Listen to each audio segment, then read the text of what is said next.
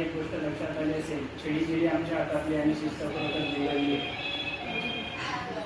आणि आता पूर्वी होते की आपले आजी आजोबा जर म्हटले घरामध्ये 5-6 लेकरं असायची, त्याच्यामुळे एखाद्याला मारण्याचे टायग्रे झील म्हणून त्या झीलमधून पूर्णतः इस्रायलला पाणी पुरवठा होतो आणि तेच एक गोड तळ आहे. बाकी समुद्र आहे, रेड सी, एक डेड सी आहे. तर डेड सी म्हणजे एक तर पाणी जे आहे ते असं त्याची म्हणजे घनता खूप जास्त असते. त्याच्यात तुम्ही जर झोपले तर त्याच्यात तुम्ही आरामशीर पेपर वाचून तरंगू शकता, एवढं ते पाणी घट्ट असते. त्याला म्हणतात डेड सी. डेड सी मध्ये ऍक्च्युली तसे फोटोही काढले आम्ही. आज पेपर वाचतो असे आपली पायाची गाडी धरून एवढ्या मोठ्या पाण्यात माणूस तरंगतो.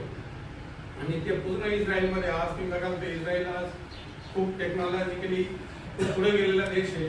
तिथं टू व्हीलर हा म्हणजे असा गरीब माणूस पण दिसत नाही. त्याला म्हणजे एक चान्सेस कमी पब्लिक आहे आणि जेणेकरून तिथं डिसिप्लिन खूप जास्त आहे.